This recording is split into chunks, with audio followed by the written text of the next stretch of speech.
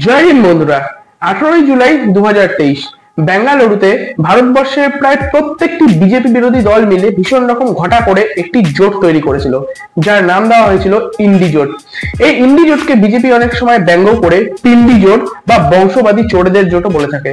তবে বর্তমান সময়ে দাঁড়িয়ে কি ভারতবর্ষের বুকে এই ইন্ডি জোটের আর বিন্দুমাত্র কোনো অস্তিত্ব রয়েছে? 2024 সালের লোকসভা ভোটের আগে এই ইন্ডি জোট প্রথমবারের মতো ধাক্কা খেয়েছিল যখন এই ইন্ডি জোটের উদ্যোক্তা নীতিশ কুমার ইন্ডি জোট ছেড়ে বেরিয়ে গিয়ে বিজেপির এনডিএ জোটে মিশে গিয়েছিল। আসলে সবাই অনেক দেরিতে বুঝলেও কিন্তু পাল্টুরাম নীতিশ কুমার অনেক আগেই বুঝে গিয়েছিলেন যে উনি যদি এনডিএ জোটের সঙ্গে মিশে থাকেন তাহলে হয়তো কিছুটা আরো বেশি সময়ের জন্য উনি মুখ্যমন্ত্রীর পদ ধরে রাখতে পারবেন। তার কারণ বিহারে নীতিশ কুমার এবং উনার দল জেডিইউর পারফরমেন্স ধীরে ধীরে যেভাবে নিচের দিকে পড়ে যাচ্ছে, তাতে উনি যদি ইন্ডি জোটের সঙ্গে থাকতেন তাহলে সম্ভবত উনারই এতদিনে পিণ্ডিদান হয়ে যেত। 2024 সালের লোকসভা ভোটে কিন্তু এই ইন্ডি জোট পশ্চিমবঙ্গ এবং কেরালাতেও কোনোভাবে কাজ করেনি। পশ্চিমবঙ্গের বিধানসভা নির্বাচনে একটিও সিট না জিততে পারা কোটিপতি গান্ধী পরিবারের নেতৃত্বাধীন কংগ্রেসের রাজ্য সভাপতি অধীর রঞ্জন চৌধুরী এটা মনে করেছিল যে চাকরি নিয়োগে দুর্নীতিগ্রস্ত তৃণমূলের সঙ্গে হাত মেলানোটা কয়লা কেলেঙ্কারিতে অভিযুক্ত কংগ্রেসের জন্য ভীষণ রকম ভাবে অশোভনীয়। এবং যেই সিপিএম পশ্চিমবঙ্গ, ত্রিপুরা এবং তামিলনাড়ুতে কংগ্রেসকে নিজেদের বেস্ট ফ্রেন্ড হিসাবে দাবি করে তাদের সঙ্গে হাতে হাত ধরে লড়াই করছিল, সেই সিপিএম এরই কিন্তু কেরালায় পৌঁছে এটা মনে হতে থাকে যে কংগ্রেস তাদের শত্রু। তবে 2024 সালে লোকসভা রেজাল্টের পরে এটা দেখতে পাওয়া যায় যে ইন্ডি জোট ভারতবর্ষের বুকে ক্ষমতায় এসে ভারতবাসীকে সপ্তাহে 7 দিনে 7টা প্রধানমন্ত্রী দেখতে পাওয়ার সুযোগ থেকে বঞ্চিত করলেও কিন্তু এই ইন্ডি জোট নিজেদের যোগ্যতার তুলনায় অনেক বেশি পরিমাণে সফলতা অর্জন করে ফেলেছে।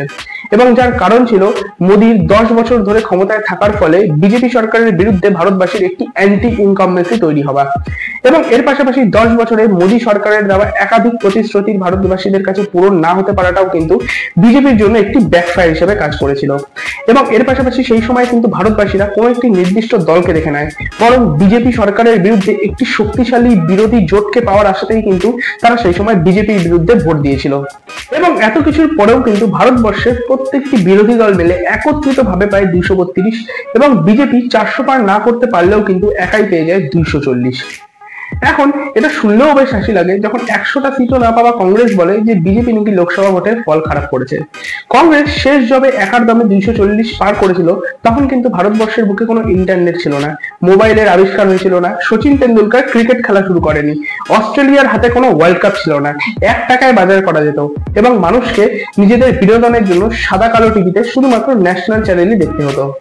এছাড়াও 2014 সালে 10 বছর ক্ষমতায় থাকার পর যেই কংগ্রেস সারা ভারতে 50টা সিটও পায়নি, সেই কংগ্রেসে কিন্তু 2024 লোকসভা রেজাল্টের পর মাত্র 99টা সিট নিয়ে এটা স্বপ্ন দেখতে থাকে যে কোনো না কোনো মিরাক্কেলের জোরে হয়তো তারা এবার কংগ্রেসের যুবরাজ রাহুল গান্ধীকে প্রধানমন্ত্রীর পদে বসতে দেখতে পাবে।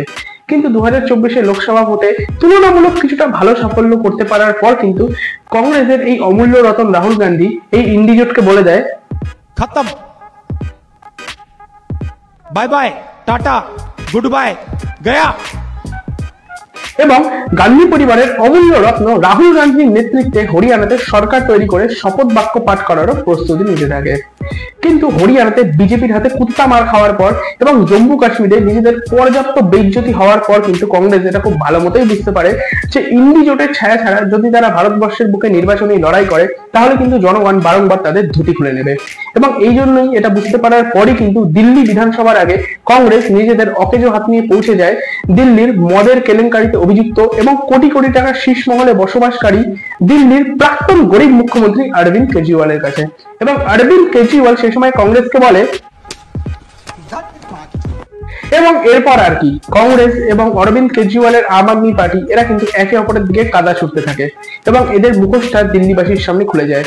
এবং এই সবকিছু বোঝার পরেই কিন্তু দিল্লিবাসী প্রথমে বিজেপিকে ভোটে জিতিয়ে আম আদমি পার্টিকে ক্ষমতাচ্যুত করে এবং পাশাপাশি কংগ্রেসকে মহাশূন্যে বিলীন করে দেয়। তবে কংগ্রেসের কিন্তু আর্যভট্টের উপরে ভীষণভাবে কৃতজ্ঞ থাকা উচিত, তার কারণ আর্যভট্ট যদি শূন্যের আবিষ্কার না করতো তাহলে হয়তো কংগ্রেসের অস্তিত্বকে বলেও বোঝানো যেত না। এরপর মহারাষ্ট্রে কংগ্রেস যখন নিজেদের ইন্ডি জোটের শরিকদের হাতে পায়ে ধরে ইন্ডি জোটের মারাঠা ভার্সন মহাবিকাশ জোট তৈরি করে মহারাষ্ট্রের বিধানসভা নির্বাচনে লড়াই করে, তখন কিন্তু বিজেপি কংগ্রেস সহ কংগ্রেসের বাকি শরিকদেরকেও চপ্পল পেটা করে মহারাষ্ট্রের ক্ষমতার থেকে দূরে ছুড়ে ফেলে দেয়। তবে পশ্চিমবঙ্গের বুকে কিন্তু এই ইন্ডি জোট প্রথম থেকেই অপ্রাসঙ্গিক। তার কারণ ব্যক্তিগতভাবে আমি এটা মনে করি যে মমতা বন্দ্যোপাধ্যায়ের সঙ্গে এই ইন্ডি জোটের নেতাদের যতটা না বেশি মিল রয়েছে তার চেয়েও কিন্তু ঢের অনেক বেশি মিল রয়েছে এনডিএ জোটের বেশ কিছু চরিত্রদের সঙ্গে। এবং পশ্চিমবঙ্গের ভেতরে এবং পশ্চিমবঙ্গের বাইরে তৃণমূলের যা পারফরমেন্স তাতে কিন্তু এটা স্পষ্টতই বলা যেতে পারে যে পশ্চিমবঙ্গের বুকে তৃণমূলের অন্য কাউকে প্রয়োজন নেই, এবং পশ্চিমবঙ্গের বাইরে অন্যান্য রাজ্যগুলিতে সেখানে কিন্তু তৃণমূলকে কারো প্রয়োজন নেই। কিন্তু তৃণমূলের মতো 29টা সাংসদ নিয়ে মাঝখানে ঝুলে থাকা এই ধরনের দল কিন্তু শাসক এবং বিরোধী উভয়ের পক্ষেই বেশ লোভনীয়। তার কারণ লোকসভায় কোনো বিলকে পাশ করানো বা কোনো বিলের বিরোধিতা করার জন্য কিন্তু তৃণমূলের এই 29টা সাংসদ সংখ্যা ভীষণ রকম গুরুত্বপূর্ণ ভূমিকা পালন করে। 2024 সালের লোকসভা ভোটের রেজাল্টের মাধ্যমে কিন্তু এটা দেখা গিয়েছিল যে ভারতবর্ষের জনগণ এই ইন্ডি জোটের দলগুলোর কিন্তু সকল রকম পুরনো পাপকে ভুলে গিয়ে তাদেরকে আরো একটা সুযোগ দিতে চেয়েছিল। কিন্তু লোকসভা ভোটের বছর ঘুরতে না ঘুরতেই কিন্তু এই ইন্ডি জোটের দলগুলো নিজেদের আসল রং দেখানো শুরু করে, এবং এই ইন্ডি জোটে থাকা দলগুলোকে কিন্তু পরস্পরের রাজনৈতিক জোট সঙ্গী কম বরঞ্চ পরস্পরের বিজনেস পার্টনার বেশি মনে হতে থাকে, এবং এদের একমাত্র ধান্দা হলো সারা ভারতবর্ষ থেকে কামাই করা এবং পরস্পরের মধ্যে সেটাকে ভাগ বাটোয়ারা করে নেওয়া। এবং এই ইন্ডি জোটের মুখোশ কিন্তু সাধারণ মানুষের সামনে খুলে যেতেই সাধারণ মানুষ এবং ইন্ডি জোটে থাকা দলগুলো কিন্তু ইন্ডি জোটের পিণ্ডিদান করে দিয়েছে। আপনাদের কি মনে হয় ভারতবর্ষের বিভিন্ন রাজ্যগুলির আসন্ন বিধানসভা নির্বাচনে কি আমরা পুনরায় এই ইন্ডি জোটকে দেখতে পাবো, নাকি এই ইন্ডি জোটের সম্পূর্ণভাবে বিসর্জন হয়ে গিয়েছে? আমাকে কমেন্ট করে অবশ্যই জানাবেন। ভিডিওটি ভালো লাগলে একটি লাইক কিন্তু অবশ্যই করে দেবেন, এবং ভিডিওতে বলা কথাগুলো যদি আপনাদের গুরুত্বপূর্ণ বলে মনে হয় তাহলে এই ভিডিওটিকে আপনার সকল আপনজন এবং আপনার সকল পরিচিতদের মধ্যে অবশ্যই শেয়ার করে দেবেন।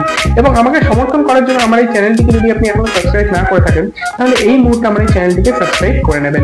দেখা হবে অন্য একটি ভিডিওতে, ততক্ষণ সুস্থ থাকবেন, ভালো থাকবেন। ইনকলাব জিন্দাবাদ, भारत माता की जय।